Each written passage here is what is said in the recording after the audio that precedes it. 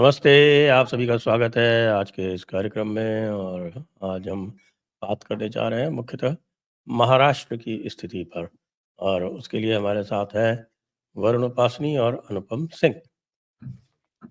जय श्री आप राम। दोनों लोगों का स्वागत है। जय श्री राम। आप दोनों को आरंभ करने से पूर्व सभी को मैं याद दिला दूं हमारे मर्चेंडाइज स्टोर आपणा के बारे में, जहां पर ये जो वरुण जी पहने हुए हैं बटोगे तो कटोगे, ये इस थीम पर और अन्य धार्मिक थीम्स पर क्लोथिंग लाइंस विंटर समर दोनों उपलब्ध है, साथ में और सुविनियर इत्यादि भी हैं। अवश्य जाएं वहां पर, विजिट करें और साथ में सब्सक्राइब करना चैनल को ना भूलें। भाई वरुण जी, ये रूठ क्यों गए शिंदे जी? सर, कल तो 12 बजे तक पूरी न्यूज चल रही थी कि पूरा तय हो गया है और बीजेपी का मुख्यमंत्री बनने जा रहा है और पूरा मिनिस्टेरियल पोजीशंस भी फाइनल हो गई है कि 6 एमएलए के हिसाब से एक मिनिस्टर मिलेगा सबको।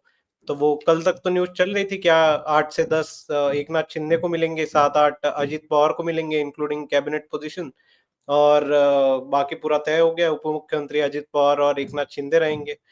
तो बाद में फिर रात को मीडिया वालों ने थोड़ी थोड़ी धीरे धीरे दबी आवाज में बाइट चलानी शुरू की कि एकनाथ शिंदे का चेहरा कुछ सही नहीं लग रहा है, इसमें काफी नाराज हाँ, नाराज वो लग बड़े गंभीर और बड़े ही ऐसा लग रहा था, रूठे हुए से वहीं दिख रहे थे, फोटो में भी दिख रहे थे। हाँ, पर वो वैसे देखा जाए तो उनके शपथ विधि पे भी उनका फोटो वैसा ही है। देवेंद्र फडणवीस हंस रहे हैं और उनका फोटो वैसा ही है उनके शपथ विधि पे। अच्छा। तो ये सब चल रहा था और अब हम रिकॉर्ड कर रहे हैं, उससे आधे घंटे पहले जस्ट न्यूज आई कि आज की जो महायुति की बैठक है सब कैंसिल हो रही है और ये तो लिबरल पत्रकारों के लिए बहुत अच्छा विषय मिल गया उनको कि फिर से महायुति में फूट पड़ रही है और एकनाथ शिंदे फिर से शरद पवार के कांटेक्ट में है और फिर से एक बार कुछ हो सकता है, महायुति टूट सकती है। पर वैसा मुझे नहीं लगता, ये बस डिले किया गया है क्योंकि बीजेपी का अब तक गठ नेता फाइनल नहीं हुआ है। तो 1 तारीख को बीजेपी का जो है वो गठ नेता फाइनल होगा और उसके बाद फिर 2 तारीख को जो पूरे सभी पार्टियों की मीटिंग होगी और फिर जो न्यूज आ रही है अभी तो उस हिसाब से शायद 5 दिसंबर को आजाद मैदान में यहाँ पे महायुति का शपथ विधि होगा। बाकी अभी बस ऑलमोस्ट सब कुछ फाइनल है। मिनिस्टीरियल पोजीशन में भी पोर्टफोलियो डिस्ट्रीब्यूशन ऑलमोस्ट फाइनल हो गया है। जो पुराने पोर्टफोलियोज थे वही रिपीट होंगे मोस्ट प्रोबेबली। अजित पवार को फाइनेंस और एकनाथ शिंदे को अर्बन डेवलपमेंट वगैरह। इसमें बस एक चीज पे बात अड़ी हुई है कि एकनाथ शिंदे को या शिवसेना को होम मिनिस्टर पोजीशन चाहिए और बीजेपी जैसा कि हम जानते हैं कि लॉ एंड ऑर्डर और होम डिपार्टमेंट पे कभी कॉम्प्रोमाइज नहीं करती। इनफैक्ट 2019 में भी शरद पवार के साथ जो अजित पवार के साथ जो सुबह का शपथ विधि हुआ था तो उसमें से शरद पवार ने लास्ट मिनट पे पुल बैक ही इसलिए किया था क्योंकि एक कारण ये भी था कि देवेंद्र फडणवीस जो है वो होम मिनिस्टर की या होम डिपार्टमेंट की पोजीशन को कॉम्प्रोमाइज करने के लिए रेडी नहीं थे। और शरद पवार का ये है कि जब भी वो सत्ता में जाते हैं तो भले कांग्रेस के साथ हो या अन्य पार्टियों के साथ हो, चीफ मिनिस्टर पोजीशन रहे या ना रहे, होम डिपार्टमेंट जो है वो हमेशा राष्ट्रवादी के साथ होता है। और वैसे ही बीजेपी का भी है कि होम डिपार्टमेंट पे वो बिल्कुल भी कॉम्प्रोमाइज नहीं करना चाहते और उसी वजह से थोड़ा सा डिले हो रहा है। बाकी ऑलमोस्ट मुझे लगता है फाइनल ही है, इसमें कुछ चेंजेस नहीं होंगे। जी तो अनुपम जी, ये जी महाराष्ट्र की सबसे पहले तो ये है कि जो महाराष्ट्र का परिणाम आया उसका जो उसकी जो प्रतिक्रिया आ रही है, उसके बारे में आप क्या कहेंगे? कह रहे हैं साहब सब कुछ जो है वो ईवीएम घोटाला हुआ है बहुत जबरदस्त। देखिए, असल में इसी को मुद्दा विहीन विपक्ष कहते हैं। मुद्दा विहीन विपक्ष का अर्थ होता है कि वो ज़मीन से कटे हुए रहते हैं और उनको ज़मीन पर क्या चल रहा है ये पता ही नहीं रहता है। जैसे महाराष्ट्र चुनाव के समय भी बहुत से ऐसे मुद्दे थे, अगर जिनको ये लोग उठाते, किसानों के मुद्दे थे, कुछ न कुछ इस पर फ़ायदा हो सकता था उन्हें। लेकिन उस समय इन्होंने अडानी-अडानी किया, उस समय इन्होंने मराठा आरक्षण किया कि उन्हें लगा बार-बार एक ही भूत को जीन से निकालेंगे, फिर डरा के वापस जीन में डाल देंगे, यही चलता ही रहेगा क्रम हमारा। तो अब इन्हें जो ये शौक लगा है, क्योंकि ये शौक जो है वो कांग्रेस को लगा है। क्यों? क्योंकि झारखंड, एक तो महाराष्ट्र बुरी तरह ये लोग हार गए। दूसरा, जहाँ पे ये जीते हैं झारखंड, वहाँ भी सामने वाला कोई आपको वैल्यू नहीं दे रहा है, कुछ नहीं दे रहा है। आपको मतलब डिप्टी सीएम का पद तो दूर की बात, आप जितने मंत्री माँग रहे हैं वो भी आपको नहीं देगा। अगर आप नहीं माँगने जाएँगे तो वो मतलब आपकी कुछ सीटें रहेंगी ही, मतलब वो रहेंगी सीटें, लेकिन आपको कोई पद नहीं मिलेगा। हेमंत सोरेन का ऐसा एटीट्यूड है। ऐसा हमने देखा था जम्मू कश्मीर में जब अब्दुल्ला लोग जीते थे, तो फारूक ने भी फारूक अब्दुल्ला ने लात मार दी थी। वो कर दिया था, लात मार दिया था। और अब तो अखिलेश यादव बिना जीते ही कह रहे हैं कि ये पार्टी तो खत्म हो गई है, इसका कुछ अस्तित्व ही नहीं है। तो कांग्रेस के पास मुद्दा विहीन होने के बाद अब कुछ बचा ही नहीं है। तो ये पुराना ईवीएम राग वापस लेकर आ गए हैं। अगर ये, और यही तो पूछा जा रहा है इनसे कि वायनाड में जो मिठाई खिला रहे हैं, संसद की सीढ़ी पर खड़ी करा के फोटो खींच रहे हैं, वो चुनाव किस चीज़ से हुआ था? वो या तो फिर उनकी नाक की हो रही है ना, आज के किसी का आया था ना साहब के साथ तो। हाँ, कि वो इनका प्रियंका 3 गांधी को ही हम लोग तो नाक हैं। देखिए मैं बताता हूँ क्या है, 3 ही तो नाक हैं। एक तो है अखिलेश यादव की टेढ़ी नाक, जी, और दूसरी है प्रियंका गांधी की दादी की नाक। दादी की नाक। और तीसरे है राहुल गांधी शर्मनाक। हाँ, तो यही समझ लीजिए। तो अब इनके पास है क्या कि इनका अध्यक्ष जो है एक थका-हारा व्यक्ति है, जो कि जिसको पकड़ के चलाना पड़ता है, वो चल भी नहीं सकता है ठीक से। और इन्होंने ये राहुल गांधी जो हैं इनके, वो बार-बार साबित हो चुके हैं फेल्योर। तीसरी अब प्रियंका गांधी को ये लोग लेके आए हैं। प्रियंका गांधी भी बहुत बार लॉन्च हो चुकी है। उत्तर प्रदेश में जब पहली बार इन्हें महासचिव बनाकर लाया गया था, तब भी कहा जा रहा था लॉन्च हो रही है। फिर 2019 के लोकसभा चुनाव में लॉन्च हुई, चुनाव नहीं लड़ाया गया, फिर भी बताया गया कि अमेठी और रायबरेली में इन्हीं की ग्राउंड वर्क के कारण जो है सो कि जीत होती है। और राहुल गांधी हार भी गए पिछली बार, उसके बाद फिर इनको अब वापस लोकसभा में लाया गया। तो ये ईवीएम वाला जो मुद्दा है ना, इसे क्षेत्रीय दलों का बहुत ज़्यादा समर्थन नहीं मिल पाएगा आगे चल के, और क्षेत्रीय दल कांग्रेस के साथ हैं भी नहीं। लेकिन कांग्रेस पार्टी जो है वो इस मुद्दे को ज़बरदस्ती, जैसे अडानी पे इन्हें समर्थन नहीं मिला उस तरीके से, वैसे ही ईवीएम पर भी इन्हें वैसा समर्थन जो है वो नहीं मिलेगा, क्योंकि जो भी पार्टियाँ जहाँ भी जीत गई हैं, वो भले ही प्रतीकात्मक रूप से ईवीएम पर कुछ बोल के इनका समर्थन कर दे, लेकिन अगर कोई अभियान चलाएँगे ईवीएम पर, तो फिर इनका समर्थन जो है वो नहीं करेगी। तो अभी देश में विपक्ष की यही हालत है। और अभी दिल्ली चुनाव जो आने वाला है, दिल्ली के चुनाव में भी तो कांग्रेस की कोई बहुत बड़ी भूमिका है नहीं। वो चुनाव भी आपको आम आदमी पार्टी बनाम भाजपा ही होने वाला है। बिहार चुनाव आने वाला है, वहाँ भी कांग्रेस की बहुत बड़ी भूमिका नहीं है। पिछली बार हालाँकि उन्हें कुछ सीटें मिल भी गई थी, लेकिन इस बार अब तेजस्वी यादव और लालू यादव कितना भाव देते हैं, जिस तरह से यूपी में लताड़े जा रहे हैं, ये भी देखने वाली बात होगी।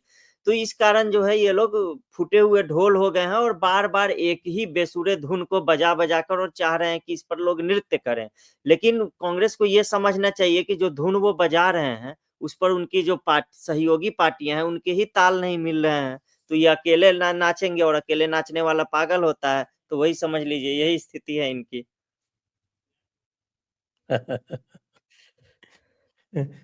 अब ये देखा जाए, अगर एक नाथ शिंदे की थोड़ी-सी विश्लेषण करें, उनके परिणामों के विश्लेषण करें, तो ये देखेंगे वरुण जी जी, कि बीजेपी तो लगभग 89% उनका जो है वो स्ट्राइक रेट है, और अजीत पवार का और एक एकनाथ नाथ शिंदे। शिंदे का, दोनों का ही लगभग 70-70% जो है वो स्ट्राइक रेट है।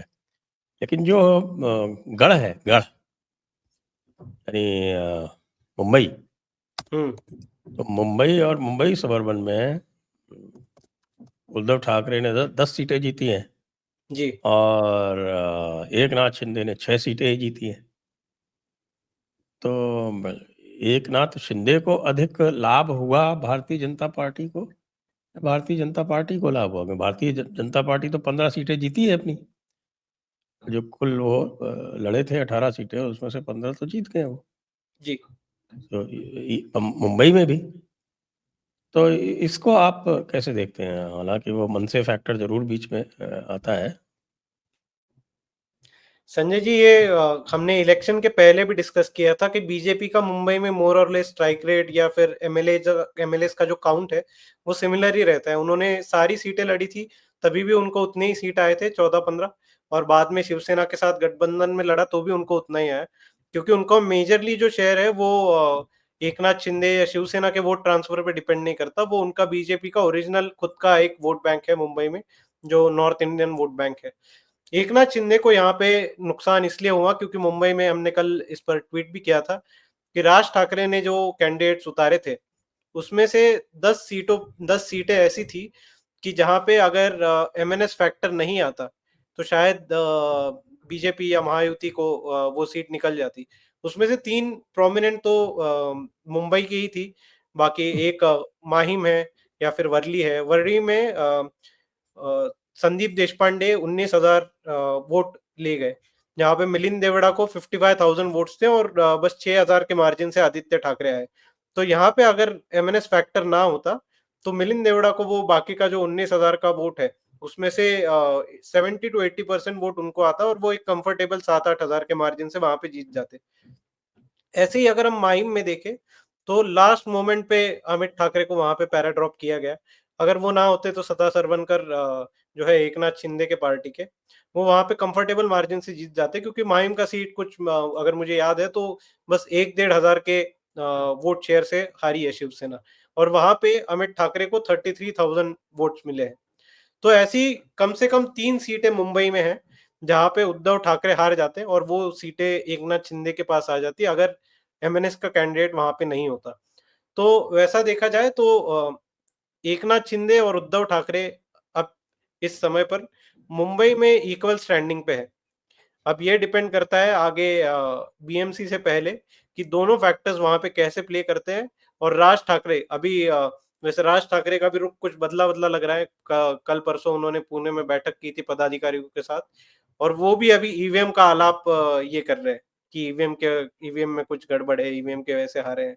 अरे भाई, जहाँ पे आपको 3 लाख का वोटर बेस है और वहां पे आपको 4-5 हजार 10,000 वोट मिल रहे हैं, काफी जगह पे नोटा से कम वोट मिल रहे हैं, तो आपको वहां पे ईवीएम को दोष देने में क्या पॉइंट है। हाँ, अगर क्लोज मार्जिन होता कि 500,000 के मार्जिन से कुछ हो गया है, जैसे लोकसभा में हमने देखा रविंद्र वायकर का 48 वोट से वो जीते हैं लोकसभा, ऐसे क्लोज कंटेस्ट में भी आप कह सकते हैं कि रिकाउंटिंग करो, ईवीएम का कुछ हो। पर यहाँ पे इस फैक्टर में आप ईवीएम का राग अलापो तो उसमें कुछ मुझे समझ में नहीं आता। मुंबई की जहां तक बात है, मुझे लगता है कि एकनाथ शिंदे ने काफी स्ट्रॉन्ग काम किया है वहां पे।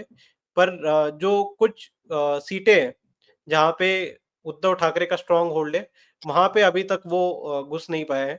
बाकी बीएमसी के चुनाव के पहले जो अभी विधानसभा का बजट पास होगा, उसमें देखना चाहिए कि वो मुंबई के लिए क्या करते हैं, बाकी शहरों में क्या करते हैं, और उस हिसाब से मेरे ख्याल से बीजेपी जो है, बीएमसी भी महायुति के फेवर में और बीजेपी एकनाथ शिंदे के फेवर में ये घुमा सकती है। अगर हम और एक सीट की बात करें, मुझे याद आ रही है कि विक्रोई की सीट जो है, जहाँ पे संजय राउत के भाई ने चुनाव लड़ा था, वो भी कुछ ऐसे ही फाइन मार्जिन से जीते थे 10-12 हजार वोटों के, और जहाँ पे राज ठाकरे के कैंडिडेट को 16,000 वोट थे। तो ऐसे काफी सीटें मुंबई में हमें देखने को मिलती हैं कि जहाँ पे एमएनएस के वजह से एकनाथ शिंदे का वोट डैमेज हुआ है, क्योंकि उद्धव ठाकरे का वोट बेस 2 चीजों पे उनके साथ कांस्टेंट है। एक तो ठाकरे नाम कि बाला साहब ठाकरे के वो वंशज है, और दूसरा जो है वो मुस्लिम वोट अभी उनके साथ इंटैक्ट है। तो उनका वोट शेयर तो कंसिस्टेंट रहा, तो मराठी वोट जो डिवाइड हुआ है वो एकनाथ शिंदे और राज ठाकरे में हुआ है, उसके वजह से उनका थोड़ा कम परफॉर्मेंस मुंबई में रहा। पर बाकी अगर हम देखें थाने, कोकन या संभाजी नगर, ऐसे सब जगहों पे वो एकनाथ शिंदे ने क्लियरली वाइप ऑफ कर दिया है उद्धव ठाकरे को। जी।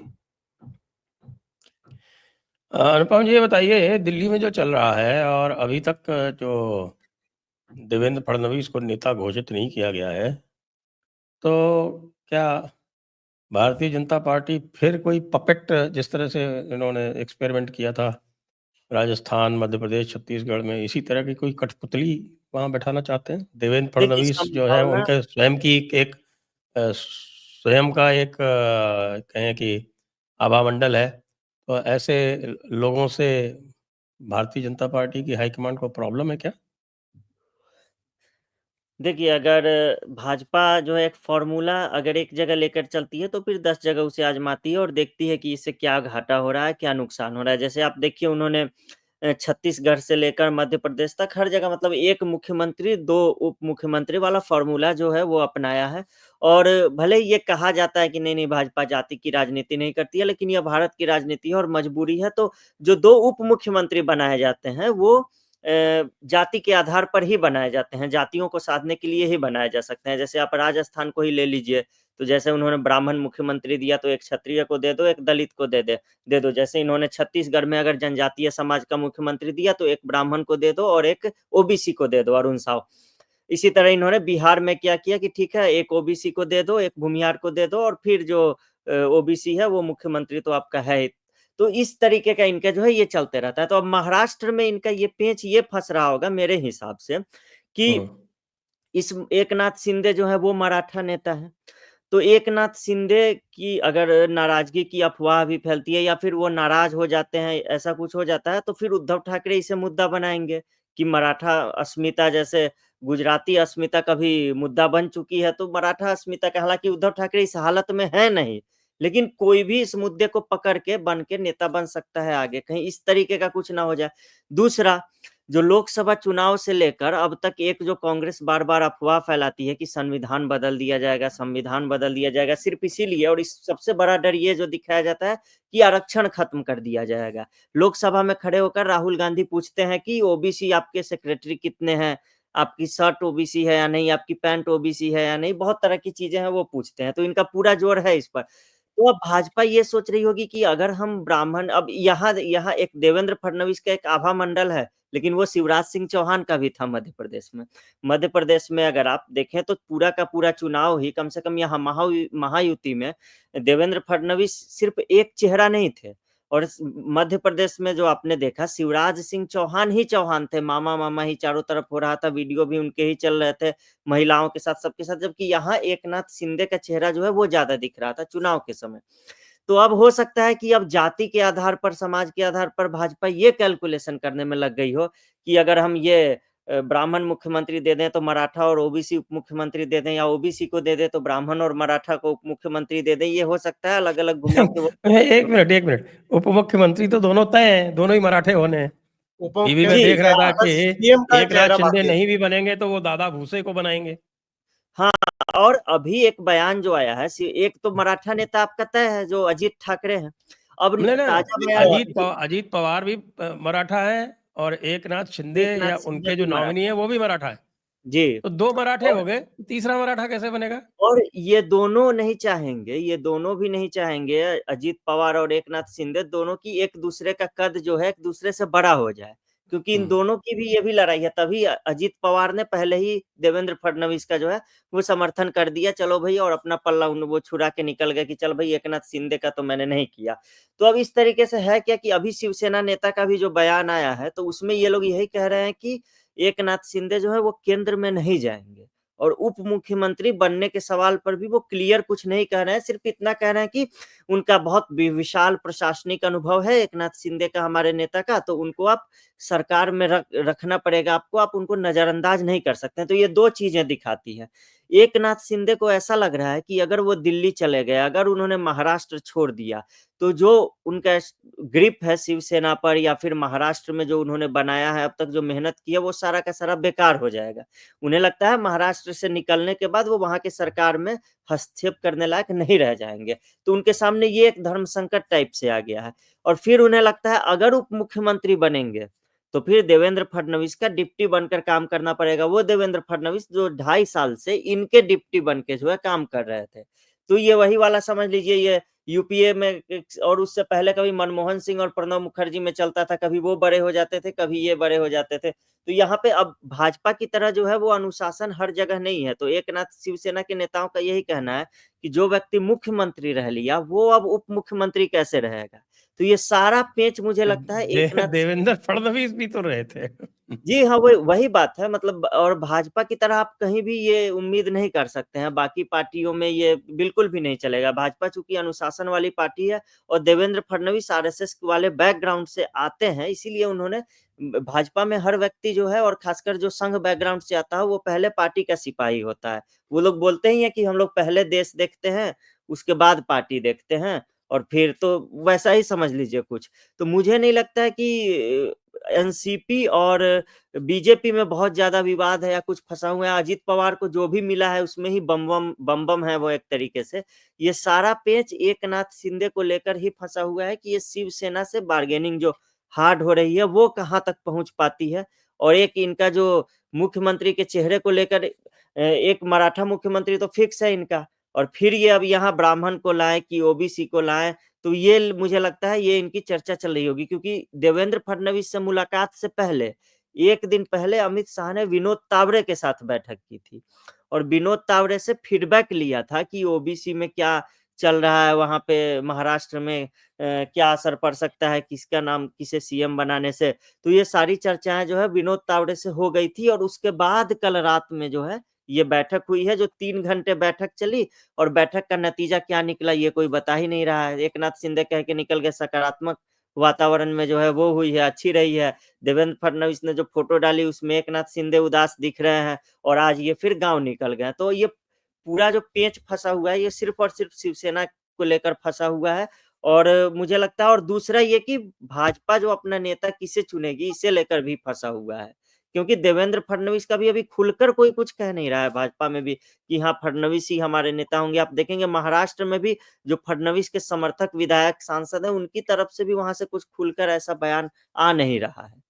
नहीं, फडणवीस के विधायकों से तो आ रहा है, पर जो जी, जी। बीजेपी के बड़े नेता हैं, जैसे चंद्रकांत पाटिल है, आलाकमान उन्होंने भी दिल्ली कहा से। कि कोई अलग चंद्रकांत मंत्री आ पाटिल तो सकता मराठा है, उसका तो पत्ता कट है, नहीं बन सकता। हाँ, कोई मराठा मुख्यमंत्री नहीं बन सकता बीजेपी की ओर से, तीनों मराठे नहीं हो सकते। 2 जी, बिल्कुल नहीं मराठे हो सकता। डिप्टी सीएम और और तीसरा इसमें मराठा मुख्यमंत्री। अच्छा, और एक मैं एडिशन ओबीसी वर्सेस मराठा चल रहा है, तो ओबीसी ना बन सकता है, ना मराठा बन सकता है। मेरा तो ये आकलन है। बोलिए मैं यहाँ पे एक वरुण बस जी। एडिशन करना चाहूँगा कि जो बात कही जा रही है कि फडणवीस ब्राह्मण चेहरा है, ब्राह्मण चेहरा है, पर फडणवीस को सबसे ज़्यादा बैकिंग कौन से समाज में है? फडणवीस जो 2014 की विधानसभा, 2014 की लोकसभा, 19 की विधानसभा, 19 की लोकसभा और 24 की विधानसभा, इसमें इतने आंकड़े वो लेके आए क्योंकि ओबीसी उनके पीछे पूरे अपने विश्वास के साथ खड़े रहे। और अगर हम बाकी ओबीसी नेताओं का भी देखें, तो सबसे ज़्यादा देवेंद्र फडणवीस को ओबीसी नेताओं की बैकिंग है। तो ब्राह्मण समाज के तो वो है, पर और उनका उनको अजीत पवार की भी बैकिंग है। अजीत पवार की जी, भी बैकिंग है। और अजीत पवार पार्टी के जो सबसे बड़े ओबीसी नेता माने जाते हैं छगन भुजबल, उन्होंने कहा है कि फडणवीस ये ओबीसी के हितचिंतक नेता है और वही सीएम होने चाहिए। तो ये मेरे ख्याल से ब्राह्मण वर्सेस मराठा ऐसा अभी कैलकुलेशन नहीं चल रहा है, यहाँ पे बस मराठा वर्सेस ओबीसी कैलकुलेशन चल रहा है। ये और हो दूसरी सकता है। बात जी, दूसरी जी, बात बोलिए। फडणवीस को बनाना या ना बनाना इसके पीछे और एक मेजर फैक्टर ये हो सकता है कि जो हाई कमांड कल्चर अभी बीजेपी में हो गया है, तो शायद उनको ऐसा लग रहा होगा कि यहाँ पे और एक पावर सेंटर ना बन जाए महाराष्ट्र में, जो अपना एक ऑटोनॉमस सॉवरेन स्टेट चलाए। और कुछ जैसे यूपी में हुआ कि योगी जी अभी यूपी में तो हाथ से निकल गया भाई। तो जो एक सॉवरेन स्टेट हालाँकि बन गया है यूपी ये की, वो बात ये बात इंदिरा पर गांधी अभी वाली जो पॉलिसी है वो बिल्कुल उचित नहीं है इनके लिए। इंदिरा गांधी ने भी अपने इस क्षत्रपों को इसी तरह से पहले निर्बल किया, कमज़ोर किया और उसके बाद पता चला कि पूरी की पूरी पार्टी ध्वस्त हो गई। अरविंद शर्मा आए थे क्योंकि तो योगी को कमज़ोर करने। हाँ, अरविंद बाबा को तो भाई देखो, अमित शाह ने भरसक प्रयत्न कर लिया, कर पाए क्या कुछ? मैं तो स्पष्ट बात कर रहा हूँ जी। कि भाई अमित शाह को देवेंद्र फडणवीस से भी ज़्यादा जो है इनसिक्योरिटी वो योगी जी से थी। अंततः क्या हुआ? 2024 के चुनाव के बाद से अमित शाह अभी तक उत्तर प्रदेश नहीं गए। ये हुआ।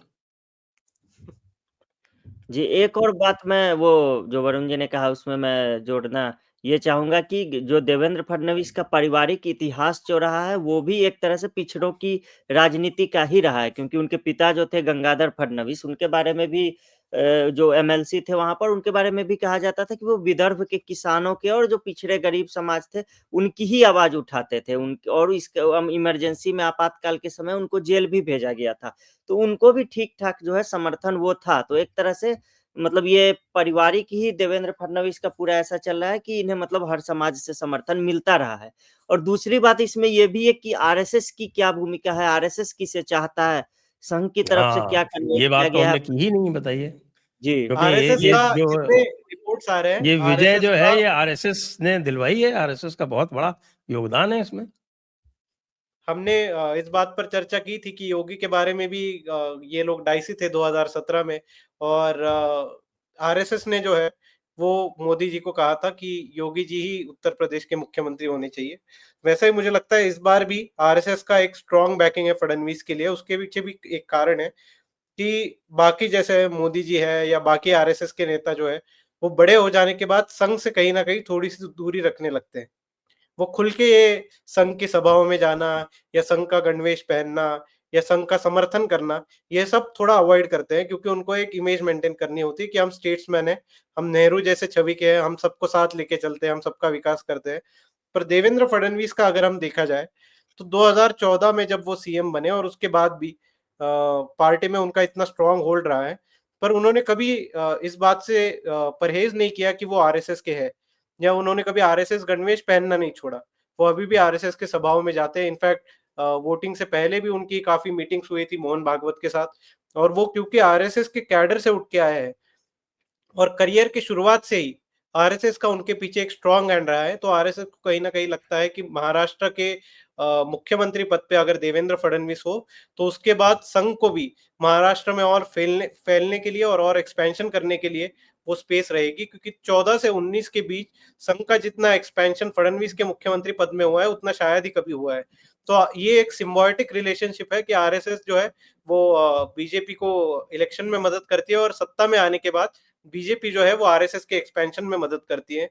ये अगर बीजेपी के अलावा या संघ के अलावा कोई दूसरा सीएम हो, तो वो महाराष्ट्र में संघ का एक्सपेंशन मुश्किल है। और रही बात जो अनुपम जी ने कही थी कि जैसे छत्तीसगढ़ में या फिर राजस्थान में, मध्य प्रदेश में जो एक्सपेरिमेंट करके देखा कि एक नया पपेट प्रॉप अप किया जाए। पर वैसे महाराष्ट्र में संभव नहीं है, क्योंकि महाराष्ट्र की राजनीति वहाँ से काफ़ी अलग है और काफ़ी यहाँ पे फैली हुई है। जैसे राजस्थान में देखो, छत्तीसगढ़, एमपी में यहाँ पे बस बीजेपी वर्सेस कांग्रेस फाइट है। यहाँ पे कोई रीजनल फैक्टर वहाँ पे नहीं है। यहाँ पे बीजेपी और कांग्रेस 2 मेजर पोल्स हैं, पर उनके साथ 4 अलग पार्टियाँ हैं, जिसमें से 2 सेम ही पार्टियाँ हैं। तो यहाँ पे 6 बड़े नेता तो एट मिनिमम है। और यहाँ पे बीजेपी अगर 3 पार्टियों के गठबंधन को लेके अगर साथ में चल रही है, वहाँ पे अगर कोई नया मुख्यमंत्री या पपेट मुख्यमंत्री आएगा, तो यहाँ पे जो दूसरे 2 पार्टियाँ हैं, एकनाथ शिंदे की पार्टी और अजित पवार की पार्टी, वो अपना एक्सपेंशन शुरू करने लगेंगी क्योंकि उनको अभी एनीवेज़ लग रहा है कि उनकी पार्टी काफ़ी कंस्ट्रेंट है। जैसे एकनाथ शिंदे ने अभी 80-82 सीटों पे चुनाव लड़ा, पर शिव 116 सीटों पे चुनाव लड़ती थी। तो कहीं न कहीं उनके दिमाग में भी ये है कि जैसे पुरानी शिवसेना थी, उसके लेवल पे हमें जाना है और 160 120, 116 सीटों पे हमें फिर से चुनाव लड़ना है। अजित पवार की पार्टी पहले 100 सवा 100 सीटों पे चुनाव लड़ती थी, उन्होंने सिर्फ 55 सीटें लड़ी हैं। तो कहीं न कहीं अगर देवेंद्र फडणवीस मुख्यमंत्री नहीं होंगे, तो ये बाकी जो रीजनल पार्टी है, जो गठबंधन में है, वही पहले एक्सपेंशन स्टार्ट करेंगी। और दूसरी बात जो है, फडणवीस ने 2014 के बाद जो रीजनल क्षात्रप्स हैं महाराष्ट्र के, जैसे संगमनेर में बाला साहब थोरात हो, लातूर में अमित देशमुख हो, इस्लामपुर में जयंत पाटिल हो, कराड़ में पृथ्वीराज चौहान हो, सातारा में शरद पवार का स्ट्रॉन्ग होल्ड था। तो इन सब स्ट्रॉन्ग होल्ड्स को देवेंद्र फडणवीस ने धीरे-धीरे कट किया है। पहले जो शुगर इंडस्ट्रीज़ थी, उनसे उन्होंने अल्टरनेट एक नेताओं का एक पूरा प्लैंक खड़ा किया, जहाँ पे शरद पवार को उन्होंने आउटस्मार्ट किया। और अभी इस चुनाव में हमने देखा कि बड़े-बड़े नेता जो 7-7, 8-8 बार चुन के आए हैं, जहाँ पे उनका खानदानी होल्ड है, वो सब हार चुके हैं। तो इसमें अगर फडणवीस की जगह कोई और आता है, तो इन नेताओं को फिर से एक चांस है फिर से खड़ा होने का। और जो जीत उनको अभी हासिल हुई है, मतलब जयंत पाटिल भी सर 10-12 हज़ार के मार्जिन से जीत के आए। अगली बार अगर बीजेपी और ज़ोर लगाएगी, तो वो भी सीट बीजेपी को आ सकती है। तो इन सब जगहों पर अगर कोई नया सीएम आए, तो शायद बीजेपी का होल्ड कम हो जाए और साथ ही में पार्टी के ऑर्गेनाइज़ेशन पे भी उनका होल्ड कम हो जाए। फडणवीस एक ऐसे व्यक्ति है जिनका पॉलिटिकल होल्ड है, ब्यूरोक्रेटिक होल्ड है, पार्टी में होल्ड है और संघ के साथ भी उनके अच्छे कनेक्शन है। तो इन सबको मद्देनजर रखते हुए मुझे लगता है कि Fadnavis is the best candidate for Maharashtra CM. पर अगर बीजेपी हाईकमांड कुछ एक्सपेरिमेंट करना चाहे, तो मुझे लगता है कि महाराष्ट्र फिर अगली बार उनके हाथ से चला जाएगा। जो ये 3 बार हैट्रिक की है बीजेपी ने 100 प्लस सीटों की, अगली बार शायद 70-80 सीटों पे समेटना पड़ जाए। जी। अनुपम जी, वैसे याद करें कि जब हरियाणा का भी चुनाव हुआ था ना, तो हरियाणा में जीतने के बाद में उस समय भी बड़ा एक लंबा चौड़ा वो स्पेकुलेशन चला था कि भाई नैब सिंह सैनी के स्थान पर किसी और को बनाया जाएगा।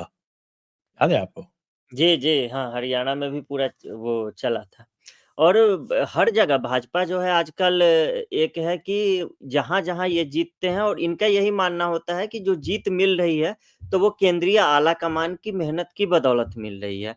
तो इन्होंने एक सामूहिक नेतृत्व वाला जो है एक वो आगे करते हैं चुनाव से पहले, और चुनाव के बाद किसी ऐसे नेता को मुख्यमंत्री बनाया जाता है जो आला कमान के एकदम कहने में रहे, जो बहुत ज़्यादा इधर-उधर की बातें जो है वो ना करें। और जैसा कि हम लोग बात कर रहे हैं, इसमें यूपी को एक्सेप्शन लेकर चलिए। अब गुजरात में ही देख लीजिए, गुजरात के मुख्यमंत्री का कोई बयान आपने पिछले 1 साल में, 2 साल में कभी अखबार में कभी छपते हुए भी देखा है? कुछ बयान ऐसा कुछ आया हो कि भूपेंद्र पटेल ने कुछ ऐसा बोल दिया हो? कुछ भी नहीं। क्योंकि ये ऐसे मतलब नेता चाहते हैं जो सुर्खियाँ ही ना बने एक तरीके से। अब ये देखने वाली बात होगी अगले 2-3 चुनावों बाद कि क्या जो नेता इन्होंने तैयार किए हैं, जिन्हें मुख्यमंत्री बनाकर भेजा गया है, छत्तीसगढ़ में विष्णुदेव साय हो गए या फिर जो आपको गुजरात में हो गए, ये सारे के सारे नेता हैं, तो इसका क्या प्रभाव पड़ता है? क्या ये भाजपा के लिए एसेट साबित होते हैं क्या? अगर आप देखेंगे तो मोहन यादव को भी एक मतलब कैंडिडेट सिलेक्शन में तो मध्य प्रदेश में जब लोकसभा चुनाव हुए थे, तो मोहन यादव की भी नहीं सुनी गई थी उसमें। उन्हें मतलब बीच बैठक में ही टोक दिया गया था कि आप ये जो एरिया है, वहाँ पे आप ध्यान दीजिए, आप बार-बार उज्जैन जाते हैं, तो वो उन्हें टोक दिया गया था। इसी तरीके से हुँ, अगर आप देखेंगे तो हुँ, जितने भी राज्य हैं, नायब सिंह सैनी को भी चेहरा नहीं डिक्लेयर किया गया था। ये नहीं बोला गया था कि मुख्यमंत्री का चेहरा यही है, सिर्फ बताया गया था कि सामूहिक नेतृत्व में हम लड़ रहे हैं, और खट्टर को भी वहाँ मेहनत करने के लिए आलाकमान की तरफ से लगाया गया था। तो ये पूरा का पूरा जो है चल रहा है। अभी हरियाणा में राज्यसभा को लेकर भी पेंच फँसा हुआ है। राज्यसभा की एक सीट है, वो के पास जाएगी, उसमें भी जातीय इक्वेशन पूरा देखा जा रहा है। तो इन सब चीज़ों में भाजपा अगर मुख्यमंत्री दे देगी ताकतवर, तो वो विधान परिषद, राज्यसभा ये सारी चीज़ें खुद ही डिसाइड करने लगेगा। जबकि ये चीज़ें जो हैं आजकल छोटी-छोटी चीज़ें भी ऊपर से ही आ रही हैं, आप एक तरीके से देखिए तो। तो इनके पास जो मुख्यमंत्री हैं, जो खबरों में रहते हैं, वो हिमंता बिस्वा शर्मा हैं। तो हिमंता बिस्वा शर्मा थोड़ा ज़्यादा झुक कर प्रणाम करते हैं, आपने देखा होगा। तो उनको छाँट के मतलब चलिए थोड़ा। हुँ। मुख्यमंत्री योगी आदित्यनाथ हैं, तो वो एक अलग केस हो गया पूरा का पूरा। मोहन यादव हैं, जिन्होंने थोड़ी सुर्खियों में रहने की कोशिश की, तो उनको जो है सो कि डपट दिया गया। तो इन लोगों हुँ। के अलावा बाकी कोई मुख्यमंत्री उड़ीसा और छत्तीसगढ़ के जो बेचारे हैं, उनकी तो आवाज़ भी नहीं आएगी। उनके बयान, खबरें और एक्शन तो छोड़ ही दीजिए। हाँ, इस मामले में उत्तराखंड में जो पुष्कर सिंह धामी हैं, वो उन्होंने मतलब बहुत हद तक जो है सो कि संतुलन बना के रखा है। उन्होंने अपनी छवि भी निर्मित की है राज्य में, और फिर जो आला-कमान के हिसाब से वो भी वो चलते रहे हैं। लेकिन वहाँ भी कुछ फैसलों को उन्हें जो है बाद में विरोध के बाद वापस लेना पड़ा था। तो मुझे लगता है कि भाजपा चाहेगी, भरसक चाहेगी, जो आला-कमान होगा भाजपा का वो चाहेगा कि चेहरा कोई ऐसा हो जिसका जो आला-कमान जो कहे वो करे। लेकिन महाराष्ट्र में जैसा कि कहा वरुण जी ने कि केस जो है एकदम अलग है, और यहाँ आप देवेंद्र फडणवीस को नज़रअंदाज तो कम से कम नहीं कर सकते हैं। और दूसरा, और उनके लिए सहानुभूति भी है जनता में, क्योंकि जनता ने ये तो देखा है ना कि पार्टी ने इन्हें कहा जबकि मुख्यमंत्री बन जाओ, ये मुख्यमंत्री बन गए। पार्टी ने इन्हें कहा कि अजित पवार के साथ शपथ ले लो, इन्होंने ले ली। जब सरकार गिर गई तो पार्टी ने कहा विपक्ष में बैठो, तो नेता प्रतिपक्ष विपक्ष में बैठ गए। फिर पार्टी ने इनसे कहा कि अब तुम डिप्टी सीएम बन जाओ, फिर ये डिप्टी सीएम बन गए। अब पार्टी फिर से इन्हें कुछ कहेगी कि अब तुम साइड हो जाओ, तो ये पब्लिक भी तो देख रही है, और उनका अपना जो जनाधार है, अपना पब्लिक बेस है, वो भी देख के कुछ जज करेगी। और लोकसभा चुनाव होंगे, मेयर वाले चुनाव होंगे, उन सब में होंगे, तो किसी भी चीज़ को जो है मुद्दा बनाया जा सकता है। ऐसा मत समझिए कि महाराष्ट्र में शरद पवार और उद्धव ठाकरे की पार्टी जो है वो एकदम से मर गई है। क्योंकि अजीत पवार भरसक कोशिश करेंगे कि जो नेता शरद पवार के साथ है वो सब भी इधर आ जाएँ। ऐसे ही एकनाथ शिंदे भी कोशिश करेंगे कि उद्धव ठाकरे के साथ जो बचे-खुचे हैं संजय राउत को छोड़ के, वो सब जो है इधर आ जाएँ। तो ये जो है महाराष्ट्र में अगले 3-4 सालों तक चलता ही रहेगा, और कोई पार्टी कभी भी कहीं से कोई मुद्दा मिल गया तो मजबूत होकर ऊपर आकर निकल सकती है। तो अब इसमें वही देखना है, देवेंद्र मतलब मीडिया में देखा जाए, सोशल मीडिया में देखा जाए, या फिर पार्टी के जो अंदरूनी सूत्र जो बता रहे हैं आज दिल्ली में, वो सब तो देवेंद्र फडणवीस का नाम कन्फर्म बता रहे हैं। लेकिन सवाल ये है, अगर नाम की पुष्टि हो चुकी है अंदर ही अंदर, तो फिर ऐलान करने में देरी क्यों हो रही है? क्योंकि इस तरह की देरी जो है, और भाजपा के जो पर्यवेक्षक आएँगे, शायद हो सकता है भाजपा प्रक्रिया जो है सो कि जो इनका रहा है, 2 पर्यवेक्षक होते हैं, वो आते हैं, फिर वो पर्ची लेके आते हैं, विधायकों से पूछा जाता है, लेकिन होता वही है कि वो हमारे राजस्थान के मुख्यमंत्री को तो यहाँ कहा ही ये पर्ची का मुख्यमंत्री जाता है। हाँ, वही। और वो पर्ची जिनसे पढ़वाई गई थी, उनको खुद नहीं पता था कि इस पर्ची में लिखा क्या है। वो आज भी उनके सोशल मीडिया पे कहीं-कहीं से कुछ-कुछ आते रहते हैं, शायरी-वायरी आ जाती है कभी-कभी, मतलब इशारों-इशारों में, अब बोलें तो बोले कैसे? तो हुँ। यहाँ जो है अब पर्ची वाला सिस्टम चलेगा या फिर जो हम लोग सोच रहे हैं, जो लगभग जनता भी तय मान के बैठी है, वो चलेगा? ये एक सोचने वाली बात होगी, ये देखने वाली बात होगी और 2 दिन में सब कुछ जो है वो लगभग साफ हो जाएगा। लेकिन देवेंद्र फडणवीस ने पिछली बार जो सरकार चलाई, जो उन्होंने 5 साल सरकार चलाई थी, उस समय भी मराठा आरक्षण आंदोलन हुआ था। उस समय भी वो तो शरद पवार का काम ही है कि जब जी, किसी और कोई उस दूसरी समय सरकार तो हो, तो इस चीज़ को हवा दे दो। वो तो जी कहते हैं ना और मनोज जरांगे पाटिल उनका प्राइवेट एक्टिविस्ट है। हाँ, इस बार तो वो साफ़ ही हो गया लगभग सब कुछ और उस समय तो अन्ना हज़ारे भी एक खतरा थे, वो आदमी थोड़ा एक्टिव भी था और वो बात-बात पर बैठ जाए अनशन पे, फिर देवेंद्र फडणवीस को जाके उनको पानी-वानी पिला के वो ठीक करना पड़ता था। तो चुनौतियाँ उन 5 वर्षों में भी बहुत ज़्यादा थी और शिवसेना जैसी पार्टी, शिवसेना जैसी ज़िद्दी पार्टी को आप डिप्टी में रख के और सरकार चला रहे हैं और 5 साल पूरा आपने चला लिया, ये अपने आप में बहुत बड़ी बात थी। तो ये एक तरह से समझ लीजिए कि देवेंद्र फडणवीस को अनुभव भी है, अगर भाजपा अनुभव के साथ जाना चाहे और चुनौतियाँ जो महाराष्ट्र में हैं, उनके साथ जाना चाहे, तो देवेंद्र फडणवीस के पास सरकार में रहते हुए भी और विपक्ष में रहते हुए भी, दोनों में रहते हुए इन चुनौतियों से निपटने का अच्छा खासा अनुभव है, बिना किसी को नाराज़ किए हुए। तो एक तरह से वो सबसे सटीक और अगर आरएसएस की बैकिंग मिल जाती है, तो मिल ही गई है जैसा कि कहा जा रहा है, तो मुझे नहीं लगता है किसी और नाम पे विचार भी किया जाएगा। ये एक तरह से सुसाइड की तरह होगा पार्टी के लिए। जी। इसमें एक और मैं ऐड करना चाहूँगा कि जैसे बोला हुँ, जा रहा था हुँ। कि मराठा विरोध है, तो इस बार फिर से बीजेपी ऐसी पार्टी है, जिसके सबसे ज़्यादा मराठा एमएलए चुन के आए हैं और बीजेपी को सबसे ज़्यादा मराठा वोट शेयर मिला है। तो 54% बीजेपी को अकेले को मराठा वोट शेयर मिला है इस इलेक्शन में, जो कि लोकसभा में घट के 44% हो गया था, इसकी वजह से वो हारे थे। 19 में उनका 62% था, 19 के लोकसभा में और विधानसभा के आसपास। 24 के लोकसभा में वो 18% डाउन होके 44% हो गया, पर फिर से जब फडणवीस का नाम सामने आया और फिर से जब पार्टी ने अपने नेताओं को एकत्रित किया, तो इस बार बीजेपी का मराठा वोट शेयर 54% है और सबसे ज़्यादा एमएलएज़ जो मराठा एमएलएज़ हैं, वो बीजेपी के साथ है 48 एमएलएज़। उसके बाद शिवसेना के हैं, जो ऑलमोस्ट आधे हैं 26 एमएलए और फिर अजित पवार के 20 एमएलए। तो मराठा एमएलएज़ भी देखें, मराठा वोट शेयर भी देखें, तो बीजेपी के पास सबसे ज़्यादा है। ओबीसी का वोटिंग सबसे ज़्यादा बीजेपी के पास है और इसमें तो कोई संशय नहीं है कि बीजेपी जो है इलेक्शन में उनके पार्टी का चेहरा तो देवेंद्र फडणवीस ही थे, भले महायुति का चेहरा एकनाथ शिंदे थे, पर बीजेपी का चेहरा तो फडणवीस ही थे। तो जो बीजेपी को वोटिंग हुआ है, वो तो फडणवीस के नाम पे ही हुआ है। यहाँ पे तो मोदी की सभा भी 6-7 ही हुई है और मोदी का कोई इतनी बैनर्स भी नहीं लगे थे। लोगों को ऐसा भी आह्वान नहीं किया था कि मोदी का देख के आप वोट दो। जो भी प्रचार हुआ है, वो लोकल लीडरशिप पे ही हुआ है। तो जो भी रिजल्ट आया है, वो भी फडणवीस की वजह से ही है। तो इसलिए और उसको भी बीजेपी अभी इग्नोर नहीं कर सकती। जी। जी और आपने जो आंकड़े अभी जो दिए जैसे अगर 2019 में इन्हें 60% प्लस जो वोट शेयर थे वो मिल रहे थे मराठों के, यानी देवेंद्र फडणवीस के रहते हुए ये मिल रहे थे जब वो अपने पीक पे थे उस समय और सरकार चला ली थी उसके बाद मिल रहे थे, तो इसका क्रेडिट उन्हें भी तो एक तरह से समझिए तो जाता ही है। जी, जी। वो तो सरकार लेके आ ही गए थे ना, वो तो अब शिवसेना भाग गई तो उसके लिए तो कोई क्या कर सकता है। जी। दूसरी बात ये है वरुण जी, हमारे उद्धव भाऊ के यहाँ क्या हो रहा है? आवाज़ नहीं आई, एक बार फिर से आप अगर रिपीट नहीं, करेंगे? उद्धव भाऊ के यहाँ क्या हो रहा है? वो तो उनकी पार्टी बचेगी या सारी की सारी उद्धव निकल भाऊ जाएगी? उद्धव भाऊ के यहाँ ये विचार मंथन चल रहा है कि महाविकास आघाड़ी में रहना चाहिए या नहीं। क्योंकि जो पार्टी के एमएलएज़ हैं, उन्होंने कहा था कि जो महाविकास आघाड़ी के बाकी जो घटक दल थे, उन्होंने उनका समर्थन नहीं किया उद्धव ठाकरे का। और ये हमने सोलापुर में भी देखा जहाँ पे प्रणीति शिंदे ने लास्ट डे पे अपना कैंडिडेट चेंज करके कहा कि इनको वोट मत दो, ये इंडिपेंडेंट कैंडिडेट को वोट दो। तो ऐसे काफ़ी जगह पे देखा गया है कि उद्धव ठाकरे को कहीं न कहीं से अंडरकट करने की कोशिश कांग्रेस ने की है।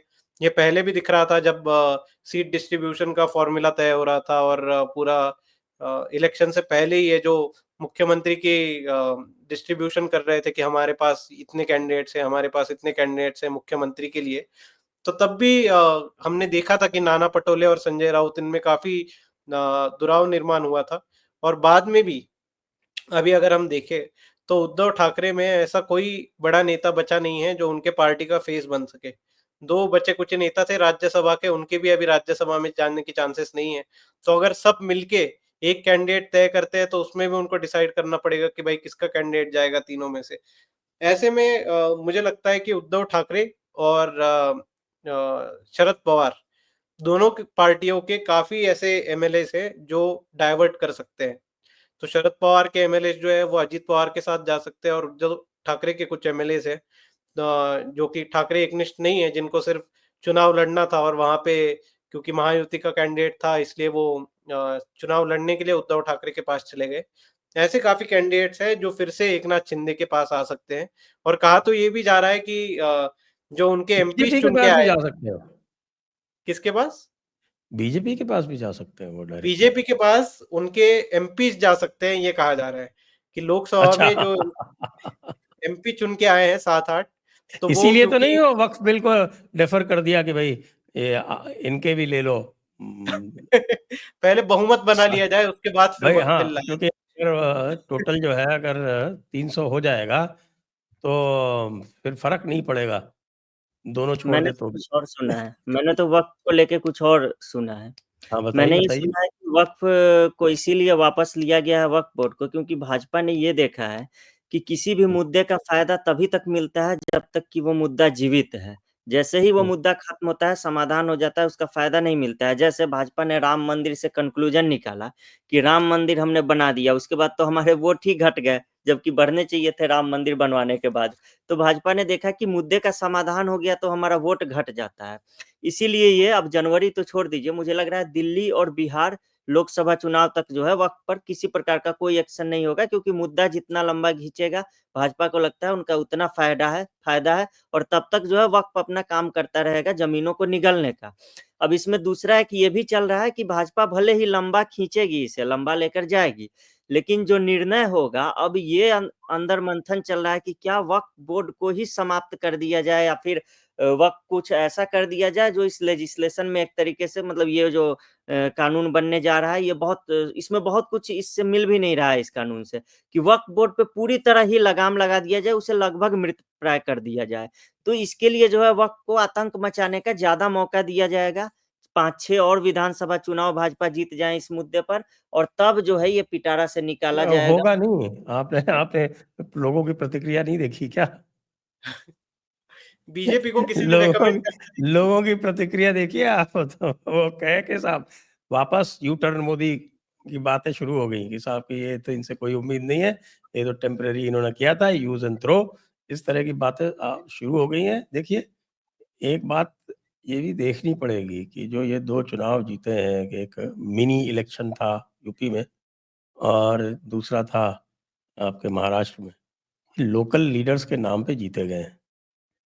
तो ये अभी तय नहीं हुआ है कि मोदी के नाम पे वोट उसी प्रकार मिलेंगे जैसे पहले मिलते थे, क्योंकि 240 वाला जो मामला था वो मोदी के नाम पे सीटें कम हुई थी। तो ये मुद्दा सेटल नहीं हुआ, और क्यों कम हुई थी? क्योंकि लोगों को यही निराशा थी कि साहब ये बातें करते कुछ नहीं। अब उसी बात को अगर आप वापस रीइंफोर्स करेंगे तो नुकसान होगा। नहीं, इनको कहना चाहिए कि इसका समाधान निकाल लो, बाकी ऐसे जीवित रखने के लिए काफ़ी मुद्दे हैं। अगले चुनाव में वो संभल के साथ जा सकते हैं। मैं 10 मुद्दे और दे दूँगा अभी। 10 मुद्दे और हैं आगे काम चलाने के लिए। और आप खाली देखें तो वक़्फ अकेला थोड़ा ही है। नरेंद्र मोदी को इसीलिए तो ये लोग चेहरा नहीं बना रहे हैं हर विधानसभा चुनाव में, क्योंकि इन्हें पता है कहीं न कहीं एंटी इनकम्बेंसी है। तो इनको अमेरिका, चीन और यूरोप पे ही केंद्रित रखो और 5-6 रैली करा के इनसे इतिश्री करा लो, और बाकी जो है इधर अपना सामूहिक नेतृत्व को आगे करके स्थानीय नेतृत्व को काम चला लो। हाँ, लेकिन वो फिर उसको धोखा तो नहीं दे सकते ना बार-बार आप। इश्यूज़ को उठा के फिर धोखा दे दो। आपने धोखा भी नहीं दे सकते, और दूसरा जो है हर स्टेट की मेंटालिटी भी अलग होती है। अब जैसे महाराष्ट्र का डीएनए है, इसमें एक वो पहले से एक अपोज़िशन स्पिरिट है कि हम लोग दिल्ली का नहीं मानेंगे। तो वो शिवकाल से चलता आ रहा है कि जो भी महाराष्ट्र में दिल्ली के आगे झुकता है, उसको वो कहीं न कहीं उपेक्षा की नज़र से देखा जाता है कि ये तो झुक गए आगे, दिल्ली के आगे जाके। तो ये भी जो फ़ॉर्मूला है कि सब कुछ जो है दिल्ली से तय होके आएगा, तो इसमें लोगों में कहीं न कहीं नाराज़ी होती है, और वो जो है ऑपोज़िशन कैंप जो है वो उसका फिर काफ़ी बड़ा मुद्दा बनाते हैं कि ये तो इनका सब कुछ दिल्ली से तय होके आता है, दिल्ली ने कुछ कहा तो इनको सबको झुकना पड़ता है। तो ये कहीं न कहीं यहाँ पे फ्री हैंड देना चाहिए कि जो भी तय हो रहा है वो महाराष्ट्र में तय हो रहा है और यहीं के लोकल नेता तय कर रहे हैं। बाकी बस थोड़ा बहुत कंसल्टेशन हो रहा है। पर अभी जो दिख रहा है सारे पार्टियों का जो बॉडी लैंग्वेज दिख रहा है, जो कहने का तरीका दिख रहा है, वो ऐसा माना जा रहा है कि सब कुछ जो है वो दिल्ली से ही फाइनल होगा और यहाँ पे बस वो वही पर्ची सिस्टम की यहाँ पे आके बस बताया जाएगा कि ये ऐसा-ऐसा होना है। तो ये भी कल्चर अगर महाराष्ट्र में और कुछ दिन चलेगा तो अगले लोकसभा में भी पिछले लोकसभा जैसा ही रिजल्ट आएगा।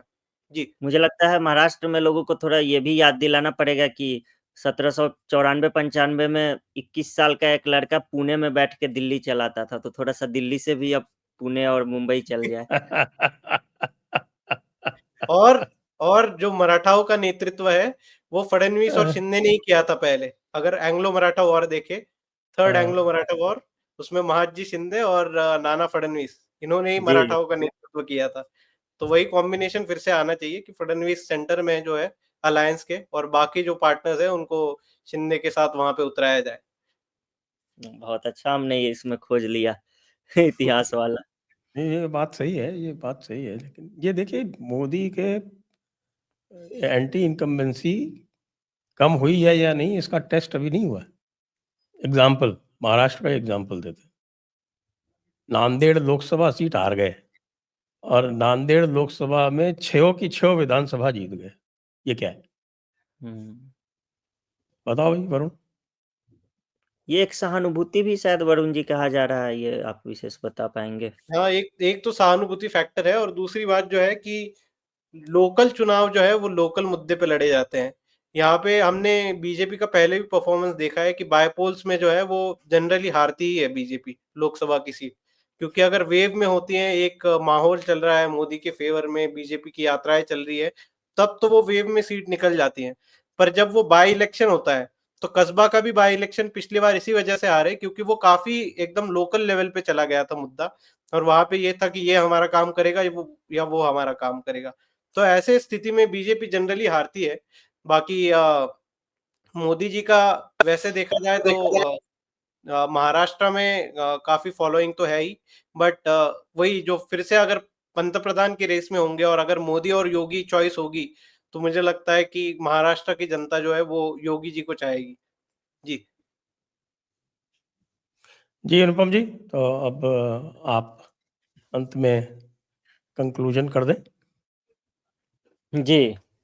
कंक्लूज़न में तो मैं यही कहूँगा कि एक नाथ शिंदे के लिए मेरा ये संदेश रहेगा, जैसा कि मैंने कहा था कि उन्हें संतोष करना चाहिए। कुछ दिन बैठकर रामचरितमानस पढ़ें, उसमें बताया गया है कि उनको बहुत ज़्यादा दिया है। जैसा कि कहा जाता है कि जब वो युवा थे उस समय उनके जो बच्चे थे वो जो डूब के उनके सामने ही शायद उनकी मृत्यु हो गई थी। तो भगवान ने अगर कुछ लिया तो बाद में चल के उन्हें बहुत कुछ दिया भी। और उन्होंने एक अच्छी सरकार चलाई है 2.5 साल में देखा जाए तो। ये जो पूरी जो खिचड़ी बनी हुई थी महाराष्ट्र की राजनीति की, पार्टियाँ पर पार्टियाँ टूट रही थी, कौन किसके साथ क्या है कुछ नहीं पता चला था, किसका सिंबल क्या है, कैसे है ये भी कुछ नहीं पता चला था। इसके बावजूद जो है इंफ्रास्ट्रक्चर के प्रोजेक्ट्स थे वो चलते रहे, मुंबई मेट्रो से लेकर ये सारी चीज़ें जो हैं वो आपको चलती रहीं और ऐसा कोई बहुत बड़ा विद्रोह भी नहीं हुआ, मराठा आरक्षण का बिगुल भी फूँका गया लेकिन उस तरह से उसे भी जन समर्थन नहीं मिला। तो एकनाथ शिंदे ने और हिंदुत्व वाले मुद्दे पर भी काफ़ी मुखर रहे, धर्माचार्यों को बिठाया, उन्होंने गाय को राज्य माता घोषित किया, सब कुछ हुआ तो 2.5 साल उन्होंने ऐसा नहीं है कि सरकार खराब की है या फिर नेता खराब हैं, ऐसा कुछ है, उन्होंने बहुत अच्छी सरकार चलाई है।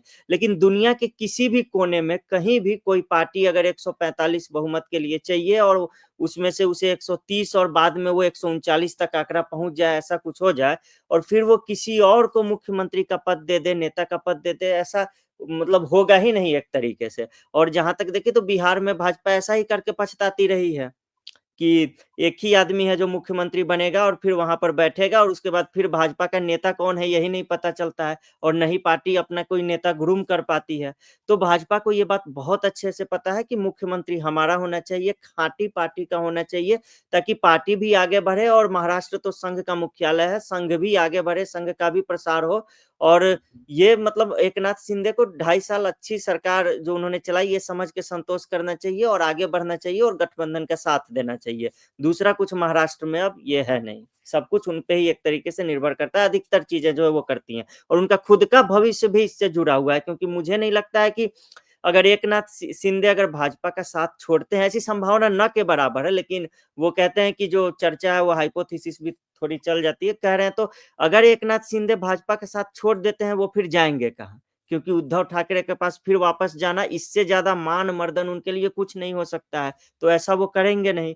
तो वो भाजपा के साथ रहना एक तरह से उनकी वैचारिक और राजनीतिक दोनों ही मतलब रूप से बिल्कुल भी सही है और उनको आगे बढ़ना चाहिए और खुलकर सरकार का, जैसे फडणवीस ने किया, वैसे इनको खुलकर समर्थन करके और 5 साल सरकार चलने देना चाहिए।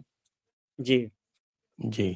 तो आइए इसी के साथ अब चर्चा को हम यहीं विराम देंगे। सभी दर्शकों का बहुत-बहुत धन्यवाद। अनुपम जी आपका, वरुण आपका, दोनों का बहुत-बहुत धन्यवाद। जय हिंद, जय भारत, वंदे मातरम। जय श्री राम। जय हिंद, जय श्री राम।